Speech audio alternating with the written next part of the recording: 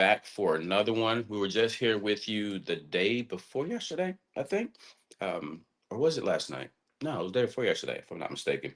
Yeah. And we spoke about, man, I'll be doing so many of these, I'll be forgetting what we talking about. Anyways, that was then. This is today. Today, we're talking about cryptocurrency, Web3, the blockchain, everything in that digital asset space. A lot of you may be like, digital asset, like Web3, what the heck is all that stuff? Like, that sounds like some weird, nerdy computer talk. Well, you can classify it the way that you want to classify it.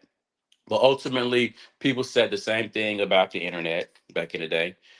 People said the same thing about so many modern technologies whenever they first started to come to the scene. It was only after a decade, it was only after a couple decades that they looked back and realized, man, I should have paid more attention when those people were telling me about that years ago. So that's why I'm continuing to bring to you individuals that have expertise in these spaces so you can get some of the knowledge. Get some of the knowledge, and even if you can't just jump right into implementing it in your life across the board, at least you can get active in learning a little bit more, a little bit here, a little bit more, a little bit here, and applying it to your day to day and figure out, okay, maybe this can benefit me in the long run. So I am not an expert in this space. Although in 2017, this is a space that I really started to pay attention to for the first time. But the gentleman I'm bringing before you today has been a whole lot more intentional in this space, has learned so much more, has educated himself in the space, and he does the same thing for individuals across the world. Not only individuals that may sound like you, but individuals that speak another language as well. So as we get things rolling today, you guys get your notes. Get ready to really listen in. If you're driving, take some mental notes because the information you're going to get could potentially change the trajectory of your life and or prepare you to be able to better hedge against some of the things that are coming at us in the future as we look at the economic landscape that we're entering in. So I'm gonna get ready to shut my mouth after I introduce this fella. But without further ado, Elmer Irizarry-López. How's it going, man? We're doing amazing. Thank you so much for having me here, and to be able to interact with your audience here, to be able to promote and to be able to bring a message about what's happening with the digital asset space, so that individuals that are still against the fence get a little bit more understanding and start to get a little urge just to want to come out here and learn and be able to get into the space and really make a difference, as everything that we are seeing, all of the developments that we're seeing today having to do with how blockchain is integrated into traditional finance. And so everything is, it's really cool. Like right now, you see, I'm very excited. I'm super happy. The market's down, but I'm happy. And I don't think people understand that when you are a veteran in the space and you see moments like this happen, especially when you have your crowd expecting this to happen, that you warned your crowd that this was going to take place, and now everybody's taking advantage of this opportunity, because that's what it is. It's an opportunity in the space. A lot of people view it as, oh my God, I'm losing money. Oh my God, I should just turn away from this. This is not ending anywhere good. But when you are able to see what's happening and the developments and what the future looks like, it's a whole different perspective. And obviously, you can see that grin. I could probably put a banana sideways. Yeah, man, and I love it. And just the excitement, the energy that you bring to the table should show people this is how you should feel about the space that you operate in. If you don't have this type of energy when it comes to the area that you operate in, you're probably not in the right space. So Absolutely not. before we get into the meat and potatoes, the good stuff, all this, digital this, digital that, let's kind of back up a little bit. And I just want to say a few things first and then turn it over to you. I met Elmer, I want to say virtually first for the first time back in like 2019. I was putting together some videos and some website content for a gentleman that both of us, we're part of his network. And I remember seeing this Hispanic guy in all these videos. Like, dang, that guy, he keep on popping up in these videos. And there was one training that they were doing, and he's up front. Chris asked him some question, and I think his son was sitting next to him, and like they were engaging back and forth. I'm like, dang, I'm really vibing with the fact that he's incorporating his son into the things that he's doing.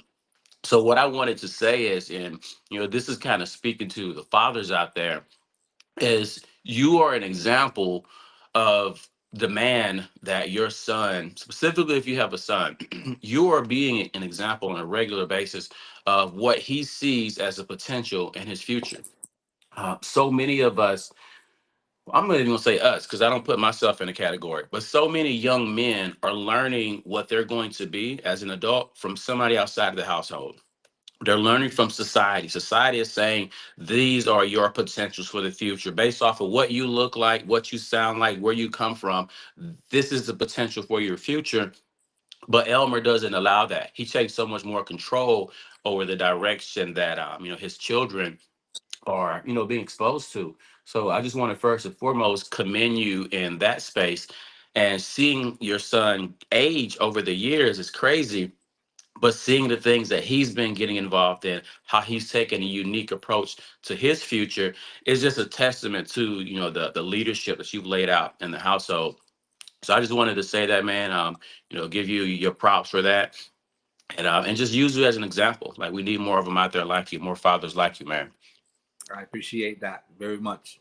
It's hard work, and it takes a lot of dedication, but I believe that the end result is going to be so much more rewarding, and so much more. So it's like, understanding, delaying gratification and Hmm. actually go through the process. It's a beautiful thing, and it's actually, when you start to see the fruits of your labor come to work, it makes you very excited. It makes you so happy because you are able to see how you have shaped and positioned your son to be able to have a really good start for the future. And that's something that, like you were saying, a lot of people do like, and they like that in the household, and that happens to do with how you do run leadership. Now, it doesn't look really pretty. I could say that for personal experience from the beginning, but now when you start to see the results of it, like, he's already 17 years old. He's getting ready to launch his first graphic novel book. He's getting involved into all of those spaces. So, to be able to see all of that come after all of these years of, traveling to events and meeting with entrepreneurs and meeting different individuals from different spaces, and to be able to see how your son is able to absorb pieces from all of the individuals that he's interacting with at these nice places, and you just see this whole new human being come about, that you look at yourself in the mirror. And I can say this, I look at myself in the mirror and I go, man, what did I do wrong?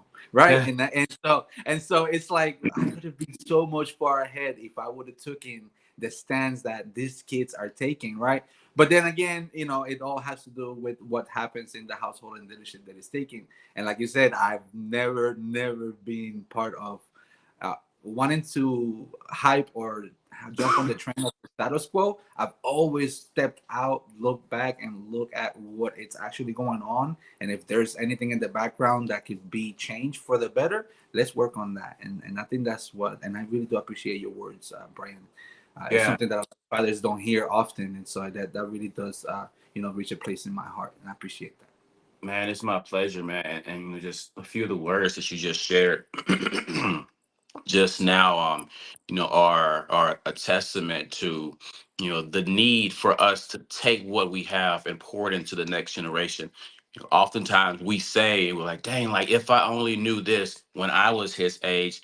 Like, obviously our parents come from a time where they didn't have access to as much information. They gave to us all that they could give to us. So we're grateful for what we started with, but we're even more grateful for what we've been able to encapsulate over the years and be able to pour down to the next generation. So that's one of the things that I'm really big about when it comes to helping individuals understand more deeply the whole financial landscape. Realize that you don't have to necessarily continue to waddle in and exist in that which was taught to you in the past, that which was handed down to you. When you get new information, you take new action. You become a new person. You're able to pour new stuff into people, in the future generations. So kind of allow that to kind of get the conversation started. What was the money conversation like in your household when you were a child? What was the work conversation like? Do you come from parents who had money, parents who were entrepreneurs, who kind of operated in your space, or is this something that you yourself kind of navigated into in your adult years? No, you're so right there, because the way that, when you are being brought up poor, you are brought up in survival mode. And when you are growing up in middle class, you're growing up to sort of, to do the due diligence and to be able to follow the leader. And then when you are being raised in an environment where there's wealth, well, you have access now to be able to grow up in a place to where your creativity and your growth is uninterrupted. So, to be able to understand those three aspects of how people get raised throughout the years, and to be able to say, well, you know what, I know that 80% of new millionaires came from either poor or middle class. And the reason why they did it was because they ripped themselves away from the status quo, or something happened in their life that did not allow them to become part of the status quo. So they had to figure it out, which is what I would say the D and C students fall at, right? And so being able to understand things of that sort, and actually seeing how the educational system, for the middle class and the poor class is essentially the same, which is they're essentially putting you to help you be a good employer. But when you look at the way the wealth, educate their kids, they're teaching their kids about business, they're teaching the kids about networking, they're teaching the kids, how to create a brand, how to be able to learn about the market, understand world markets, what's macro, what's micro. It's things of that sort. That's what makes the difference, in the long haul, for the way that your kid grows up. But I grew up poor, and that I feel is one of the biggest benefits that I've had to my advantage. But it's because I sort of grew up on the survival mode.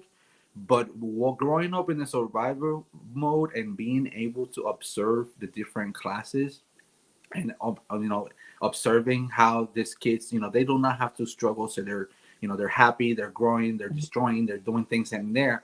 And then I really started to see, well, what did they do to be able to get there? And so that's, brought me on to, like, okay, well, let me study how these people became who they became. And so I obviously was like, no, you know what? I do not want to be famous, because if I become famous, I've seen a lot of people that falling into fame, and fame is not a good thing at the long run. So let me try a different way. And then I started to find out that there are entrepreneurs in the space that are way wealthier than these people that are famous, but they did it in a different route, right? And so when we look at this, is something that I think is amazing, and it's helped me and it's helped my son out to kind of track record the finance. It's like I look somebody like at Warren Buffett. How did Warren Buffett became Warren Buffett today? And essentially what Warren Buffett did at the beginning, even though he did took advantage of certain things that today are not allowed, but the one thing that he did was he DCA, dollar cost average, himself in. And this is a strategy that anyone in any class can start to take. And so this is why I preach on this so big, is that if you're in poor class, or if you're middle class and you want to get out of that financial hole, first we need to get you to understand financial literacy, which you do really well. And so, after that, now let's take a look at what's happening in now and what's going for the future. Before So we even move on, I want you to go back to DCA. Literally, there's people who I know are making multiple six figures, but they constantly complain about financial insecurity, and that's the reason they don't want to become an investor. That's the reason they don't want. I listed off, and I love this fellow to pieces, because he was there for me when I was down and out in Miami. But I said to him in a comment yesterday, do you have a Hulu subscription, Netflix subscription? I listed all these subscriptions. Do you ever buy anything at the grocery store that's not a necessity for the substance or the sustenance of your body? Do you ever, like, all of these things that some people think, oh, well, that's normal. That's like everybody does that. If you truly want to get out of a poor financial situation, all you have to do is Like, let me stop doing one of these for a certain period of time and put a portion of, you start with $1. If that's all that you have, $1. Then upgrade Right. $5, $20, $50 eventually. But when you can consistently drop $1 into an account every single week, that's all that it takes to start. But so many people want to complain, well, I can't invest, I can't get into these, areas you guys are talking about getting into. I will become too financially insecure. It's bull crap. Right. So, like, just Right. speak to that a little bit more, the importance of dollar cost averaging and the Definitely. ease of it. Definitely, definitely. So this is where I really understood the power of wealth, right? DCA is dollar cost average. A lot of people that I have conversation with that are in middle class people that they make 100,000 six figures plus.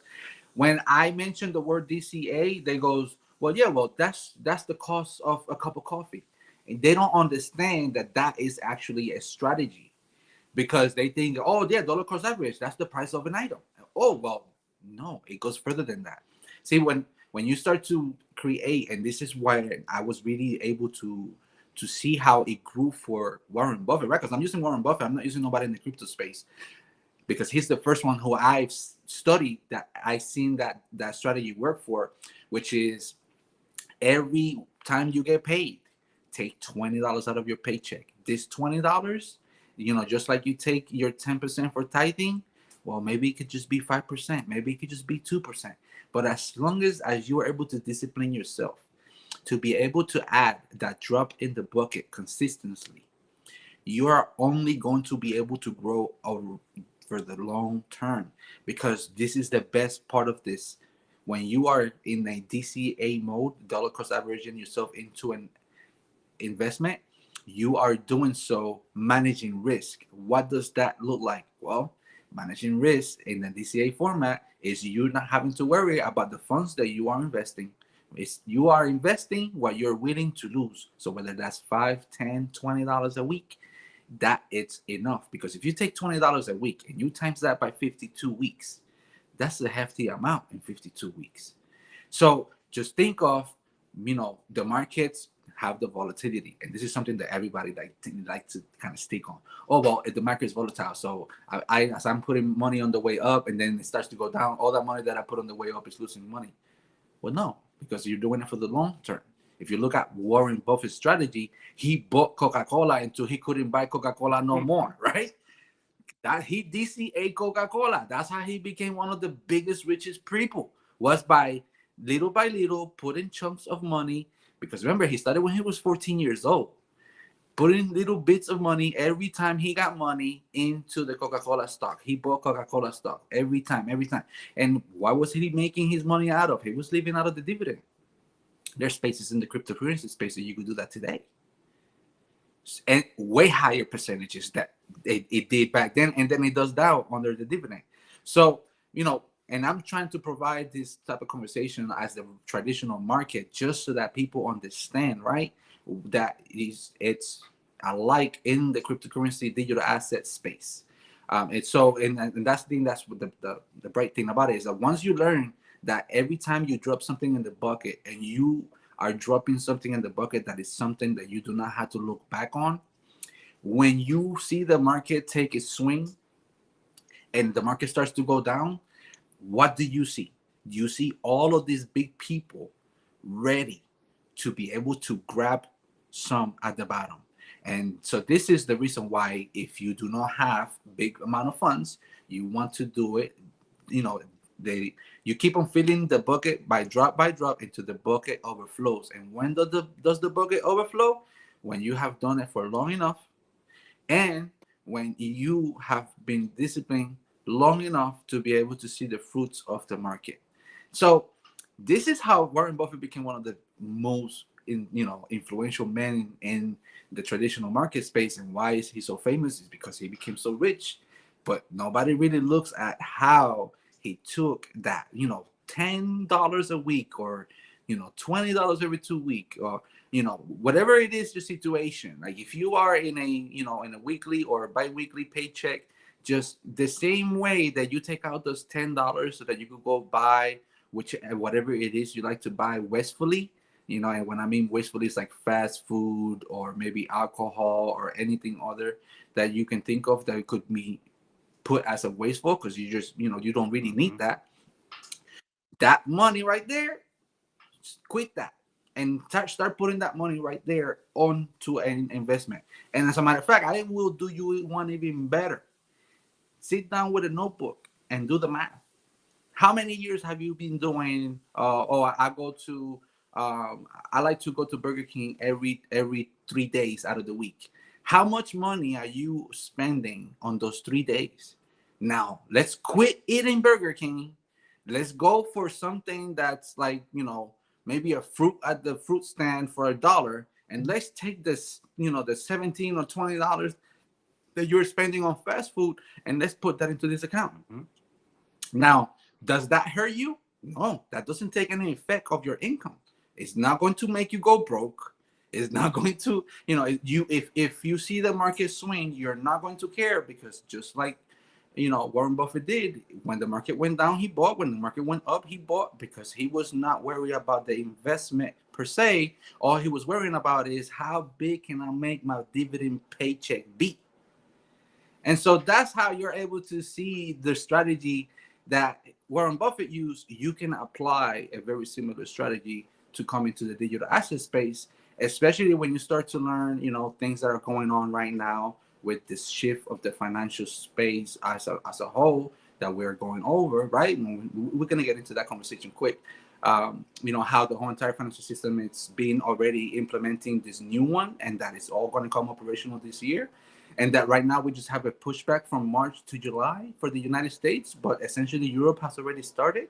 And so it's there is so much there, but I think that's the piece that I like to add as to how to do DCA into the marketplace. You definitely want to look at someone that has done it and done it well, right? And I have done it and I have done it well. Why? Because I follow somebody that was ahead of me that did it, and I seen the results, which is what we always talk about, right? We want to follow and do the things that successful people that we want to be are doing. We don't want to be doing the things that the people that are suffering and struggling are doing. So that's just the shift of a I mindset. love it. I love it. I love it. Now, something that you mentioned that may have gone over people's head again because people just don't be paying attention is the volatility of the market and when the market is down.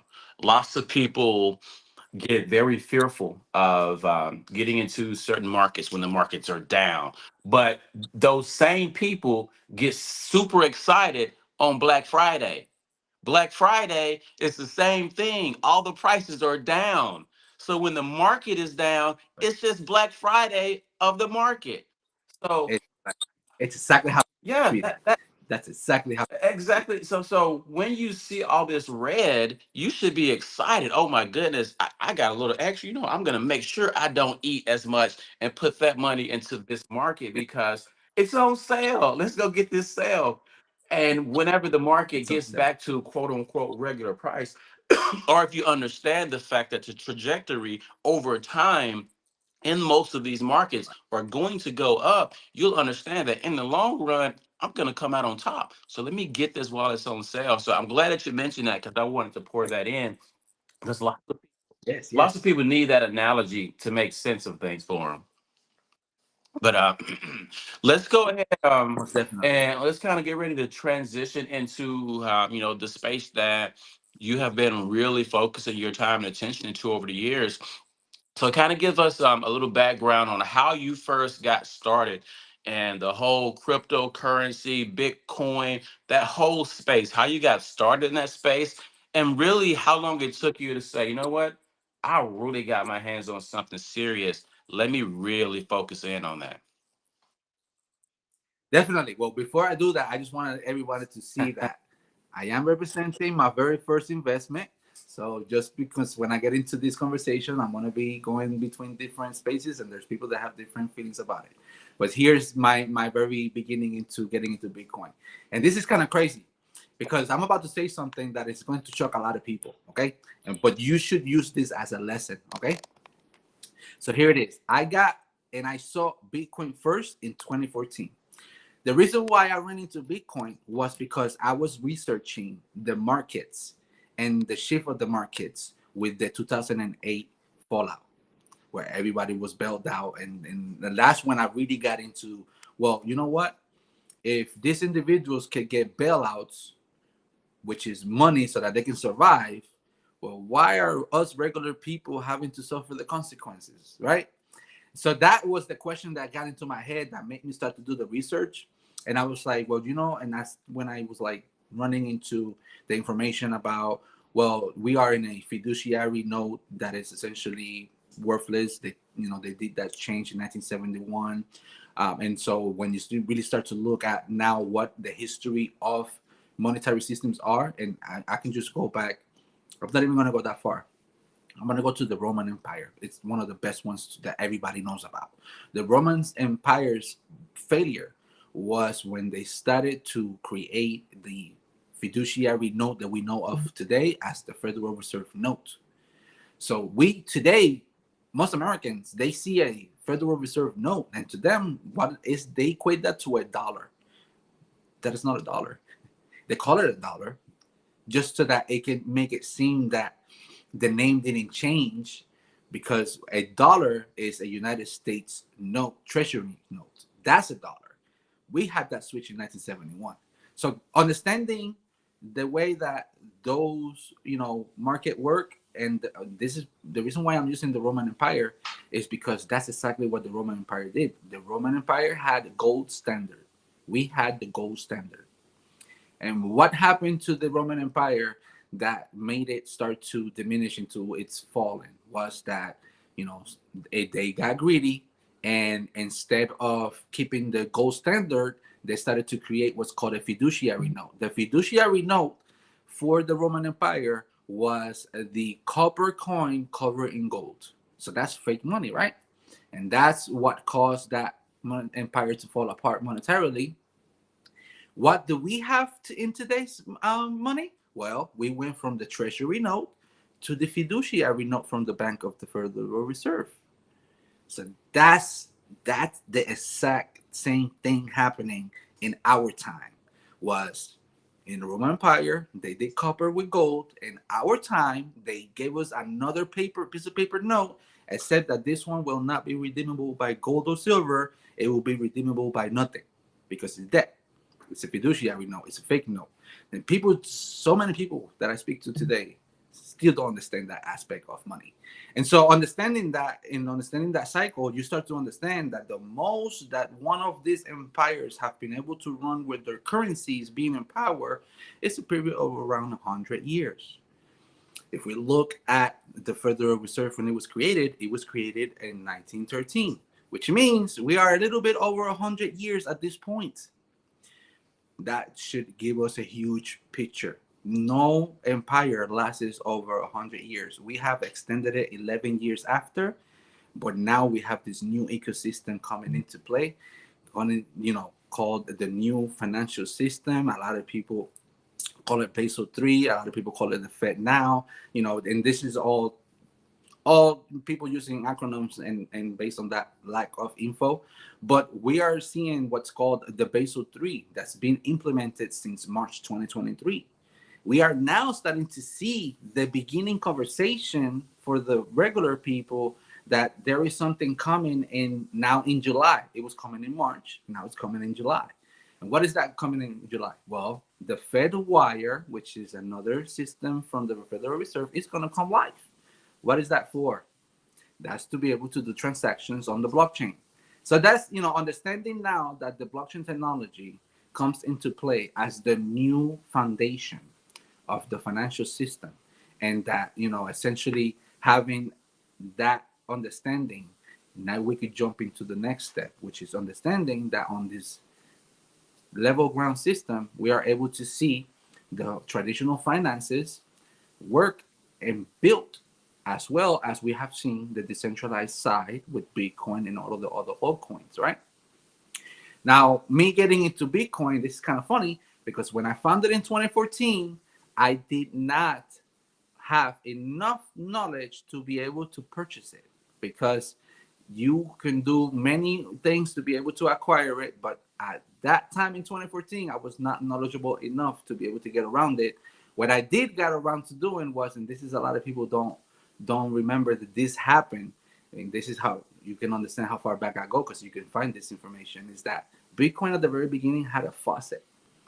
And a faucet is essentially a place that you were able to go at the very beginning of Bitcoin. And this, so many people are going to be like, why did I not know about this? And you can essentially turn on this faucet, really quickly, and it would drop 3 Bitcoin for free. That's when I found Bitcoin. So people today talking about Bitcoin $100,000, I was able to see and be able to reach the website where you can hit the faucet and get 3 Bitcoin for free for those days. Every day you could go to that faucet and get 3 Bitcoin for free. It was like close to like $300. So when I actually bought my first Bitcoin that I started to DCA in, it was when the application of Coinbase first came out.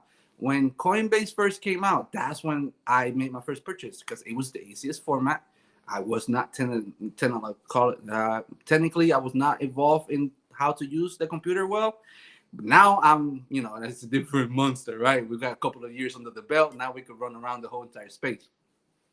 But understanding that aspect, right, and be able to get on that platform, and everybody thought I was crazy. And this is something that I'm going to say because I actually did listen to somebody. I started to buy pieces of Bitcoin because a lot of people still think that you need to have, I need to have $90,000 to buy a Bitcoin. No, no, no. I started with $20. My first Bitcoin transaction was $20, and it was around $9,000 of Bitcoin already when I did that transaction. Now I kept on the DCA because after the 2017, remember in 2018 it went down to $4,000. So 1 Bitcoin became very attainable in 2018, while everybody was looking away because we had, most people were in the space were new. Most people that were in the space didn't understand it. And when they opened up Coinbase, essentially opened up the floodgates for the regular individuals that didn't have a lot of knowledge in the tech space to be able to acquire an asset that's digital that very little people understood what it was used for. And so that's when it comes to understanding, the pack of the white paper and the first digital currency created. And when you start to go down that rabbit hole, you understand that we have, as I would say, as a collective society, we have been attempting to create this digital form of currency way back since like the 1970s was the first. It was I'm trying to remember the name of the profession. Is a computer scientist, the first person, and I can't remember his exact name right now, that he created a code that was essentially a way to attempt to create what he called cashless currency, so, which means that you can do transactions electronically and then you don't need to have physical cash anymore. These developers have been going on from way back then. Now, the fact that we have Bitcoin today and Bitcoin has been on for 15, 16 years, but 16 years, sorry, they've been on. And now you see institutional, finances that are coming into the space now very quietly because they have been doing so in a very quiet mode and are essentially trying to gobble as much as they possibly can. It completely shifts your mindset into how long does it take for a technology to actually get adopted. And I compared it to the internet. Internet really became famous around the year 2000, 2001, 2002. The internet became big, but the internet was already there from the late 1980s. The internet was already there. There was people already, like Elon Musk. He started to develop PayPal on the internet in 1996. So we start to look at the history of the internet. Well, what was said about the internet and what was said about the email? There were facades. They were not going to work. People were not ready for that technology. This is just a dump and pump type of scenario. And that's exactly what's being said today about the space for the past 5-6 years. And now we're starting to see everyone that was essentially putting out information as to keeping everyone away from getting into the space. They are now getting into the space. And I would mention one that I think everybody would know about. Jimmy Dimon from JP Morgan Chase. He was a Bitcoin, he was the Bitcoin prophet of doom. That was him for so many years. So and then even when you look at individuals like Charlie Munger, may he rest in peace, he called it rat poison, and his partner now, it's kind of funny. His partner now, which is Warren Buffett. Remember, Buffett said he would never get Hmm. into Bitcoin, but I can tell you that Warren Buffett has gotten into Bitcoin indirectly, but he has, and he did it through a company in Brazil. So I got all of those details there. Those are little juicy details for the individuals. But understanding how the whole entire infrastructure is changing right underneath our eyes, and me being able to be um, saying these things a couple of years ahead to where people at the beginning thought that, what, he sounds a little bit, he's probably talking about conspiracy, he's not. But now we're starting to see all of those things come to life, and that was has allowed me to be able to grow my brand, because now all of those individuals from way back, they are coming back, and they're bringing people with them like, hey, this is the guy who said this back in 2021, and he's here now, and this is happening now. So like, that it's to be able to have that repertoire and that track record helps, right? But to be right to a certain aspect, it does not feel good. Because we are starting to see, the development of CBDC that took place since 2015. A lot of people don't understand that. They don't understand that there was a project called Hamilton that was created at the MIT, in Boston, and they worked directly with the Federal Reserve of Boston to be able to develop the central bank digital currency. People don't understand that happened, and that is being in development since 2015. And this is the reason why we have now an executive order to stop it, because what would that transpire to? And essentially, we're starting to see a whole entire ecosystem change, right? We're seeing the whole entire perspective on digital assets change. Now we're starting to see that all of the states, we have about 36 states already, that they are running bills to try to pass, a Bitcoin bill to be able to hodl Bitcoin. Like, I've seen some states want to put 10% of their public holdings. Some states want to put 5% of the public holdings. We essentially have a race Hmm. here of which state in the United States is first going to jump into Bitcoin. And so now that you can hear those words come out of my mouth, that should shift your perspective into saying, wait, they told me Bitcoin was not good and that Bitcoin was volatile and I should not own it. But you have 30 something states that are actively, right now, actively, you can research. And I've been posting about this on my page, the development of it. All of the states that are running bills to try to create a Bitcoin fund. So we're not just seeing this at the national level, because if you understand who Miss Senator Loomis is, and she's essentially the one who created the Bitcoin strategic bill for the United States Treasury, which is still right now very, very highly in play. So something to keep an eye on. Bitcoin is coming. Bitcoin is here now to stay. Bitcoin is here now for institutional use. A way that I have been on, because I like to keep in touch and keep in track. And I heard someone in the Bloomberg channel that was a banker. I can't remember his name right now, but I can definitely remember what he said. He said the whole entire real estate space is going to change, and we're going to take advantage of being able to use Bitcoin as a collateral. And he explained it because, remember, when we jump onto the blockchain, we get rid of some of the ecosystems that run real estate. Like, for example, escrow disappears. There's no more escrow when you tokenize a property. The escrow goes away. So that department is gone, right? We could just exclude that.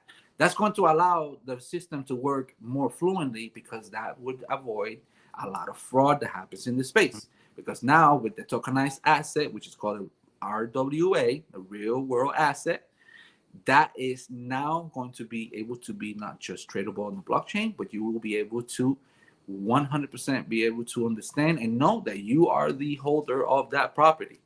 So I'm going to stop there real quick. You probably have a question you want to jump. Yeah, there's just so much value in everything that you're sharing. But one of the things that I kind of want to touch on is we've spoken on the legitimacy. So many things that go on in this space. Now, oftentimes, just as in any space, people usually don't pay a whole lot of attention until something big and juicy happens. So, oftentimes, when people hear about cryptocurrency, it's when somebody super famous drops a coin and everybody gets excited about it. And then shortly thereafter, a rug pull happens, and then everybody's like, that's why you shouldn't be getting involved in that space. So kind of differentiate Right. to the people, you know, first and foremost, Bitcoin and its track record compared to a lot of these meme coins or however you want to refer to these coins. What's the major difference and how you can kind of protect yourself in getting into the space without getting, I don't even want to say taken advantage of, but without making a mishap by getting into some of these other coins with an uneducated approach. Yes, no, no. Thank you so much. That's a very valuable question. So I want people to actually take notes from this answer. So when you are jumping into meme coins, like we have seen the the lights of the Trump token, the lights of Melania token, and we've seen that some of the others, like the one that was called Libra recently, that the president of Argentina is essentially in some sort of heap of trouble based off what happened in that whirlpool. Well, here's what I want to tell everyone here right now. In the past week or so, Jerome Powell came out and spoke about Bitcoin again, and he said very clearly, and this is something that I can agree with, is that Bitcoin it's now considered digital gold. It's gold but digital, and it does not, like he said, it does not have any threat against the dollar. What, and that's very valid reason to be able to hear that. Why? Because of if you try to use Bitcoin today, not as gold, but if you try to use it as a commodity to do transactions, it is not going to be able to, how can I use the proper term? It is not going to be able to perform as the way you might think. It's going to be fast. It's going to be, instant, things of that sort. That's what people are looking for today, right? Instant, the microwave society, right? Well, Bitcoin won't work for that area, but Bitcoin would definitely work to be able to store your value because in the past 14 years, or actually, sorry, let me rephrase that. In the past 16 years, we have seen Bitcoin grow exponentially. And why is Bitcoin growing exponentially? Because it has something that comes out of a collector's world. When you create something that is valuable, but there's very little of it, the price is going to go up. It's going to become a more appreciated asset. And that's essentially what Bitcoin from the very beginning was set out to do, was to be able to be deflationary. And what is that deflationary? Well, it's kind of funny because it works against everything we think of today, which is like, well, as the more the value of currency drops, the higher the value of Bitcoin becomes. This is why they if you have heard people like Max Kaiser say, well, the dollar has no bottom, so Bitcoin has no top. If you have heard that, there is some truth into that because once we move away and the dollar completely gets stripped away from being that unit of account, you will not use Bitcoin in terms of dollars. You're going to talk about Bitcoin in terms of its own unit of account. So what Satoshi's, right? So we will not be talking about, oh, Bitcoin is worth $100,000. No, no, Bitcoin is worth one Bitcoin. It's one whole Bitcoin, which is like, I think it's like a quadrillion Satoshis, something like that. So that is all going to shift, and that's something that has been spoken about, right, in big stages. And the big stages I'm talking about is like the I'm trying to remember the name. It happens in Saudi Arabia. It's I think it's the Arabic World Summit where they had this conversation. And how will the money and the unit of account change in the future? And what was said was there is, well, we will stop taking everything under the dollar value of it, and we will start talking of it from its standpoint of the unit of account of the asset that's being played. In this case, we're talking about Bitcoin. And so this is something that a lot of people don't think is going to happen. And I hear you, and I'm going to say that I hear you, and you have some very decent points of view as to why you don't think that's going to happen. But here's what I want to kind of rewind a little bit back to into that time frame of a currency. We are at the very end of it, and we are exchanging, not empires. We are exchanging, going through a technological change. This is the one piece of information I want to leave to the audience here, is that We're not like some people in the marketplace go, oh well, the next empire that's going to take over is going to be China, or the next empire that's going to take over is going to be India or Africa or things of that sort, or the European Union is going to take over next. None of that. None of that's going to happen. None of that, because what we are witnessing at this very moment is a shift of technology. We are going from the old 5-day super clunky banking system that we know of today and that we have gotten used to using, to a new financial platform, to where your transactions from here to the other end of the world will happen in a matter of 3 seconds, and the transaction is going to reach over there instantly, and it's not going to take 7 to 14 business days in order for your funds to arrive there and be expensive in the same process. Because if you have that tendency of sending money overseas, or if you have the tendency of, you might have family members that you might send money to, you understand how expensive it is to send money, especially if you have to use many different ways. For example, I want to throw one, and I don't know if it's still like this, but I remember this back in 2020, where if you wanted to send money to someone in the Dominican Republic, you had to use either Western Union or MoneyGram, because those are the ones that are available. We're going to get to that conversation soon. And you had to send the funds from the United States to Spain. Why? Because you couldn't send dollars to the Dominican Republic. So you had to send the funds to Spain, pay the transaction in Spain to switch it from the United States to Spanish dollars, and then from Spain to Dominican Republic, and then pay another charge fee to transfer the currency from the Spanish dollar to the Dominican currency. That's super expensive. And now we're going to be able to have it, and this new financial system that's coming into play now, in 3 seconds, instant. Send money is in your wallet in 3 seconds. That's the shift of technology that we're going through. And it's not, a lot of people like to kind of grab and squeeze, oh, but this is financial and this will never work. No. Stop thinking of this transition of, digital assets as a dollar killer. No. None of the such. The whole entire banking system has evolved.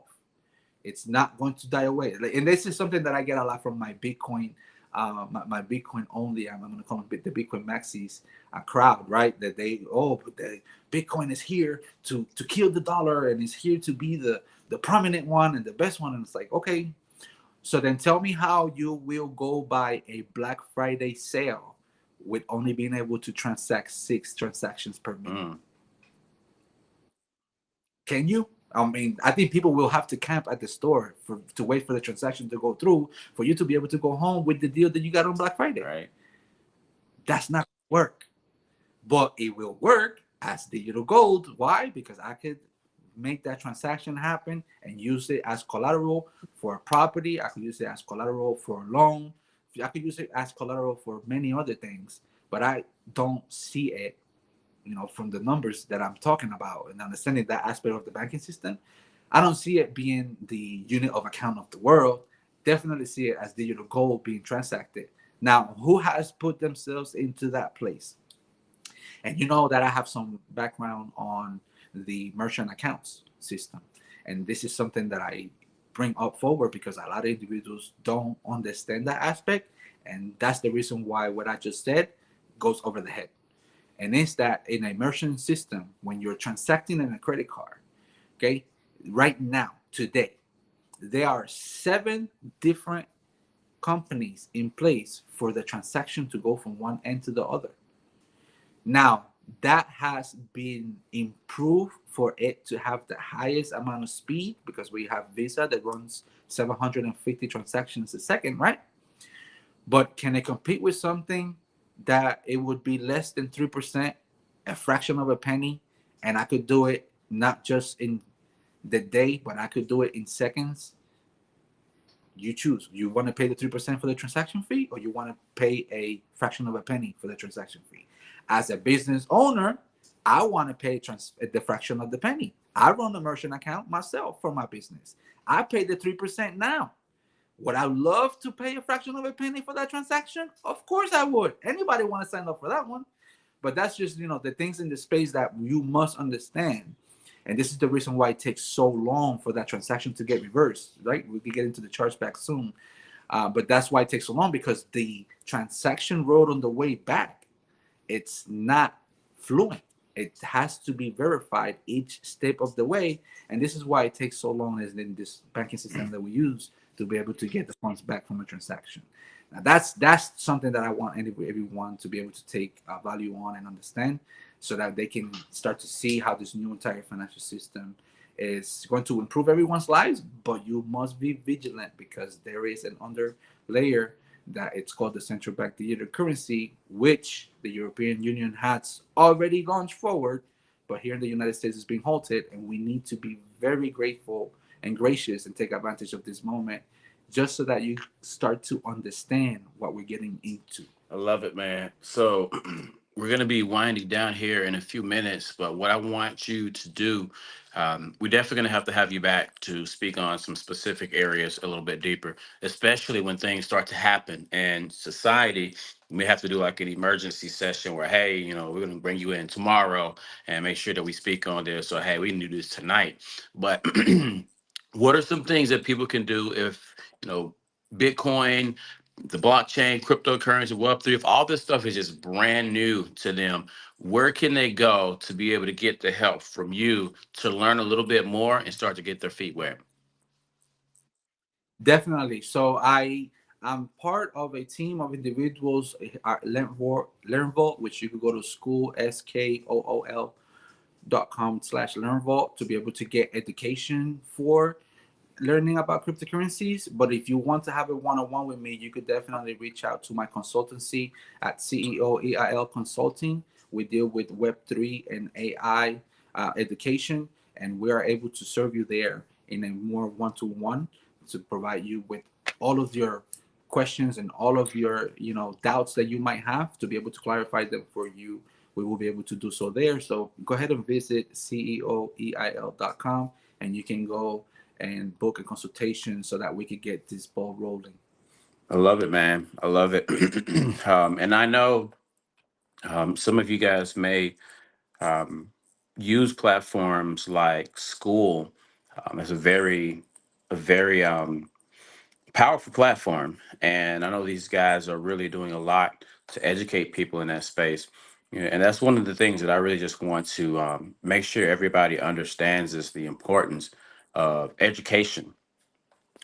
You can jump into any space and just prematurely, I want to be part of this. I want to take advantage of this, take advantage of that. And you jump on something just all excited, and you end up, for lack of a better word, screwing yourself because you weren't educated on it, and you get messed over. So, with that being said, make sure, guys, that you reach out to Elmer. You know, check out his website, grab his information, book a session with him, get started in the space, because a lot of people think, "Ooh, I really don't know enough yet," or let me kind of do my own research first, and then I'll think about. No, when you got someone who's been in this space for long enough, let them initiate that research for you, because you may be researching something based off of this favorite influencer that you like, and they're promoting a certain meme coin, and that's your introduction to this whole space, and you put money in it.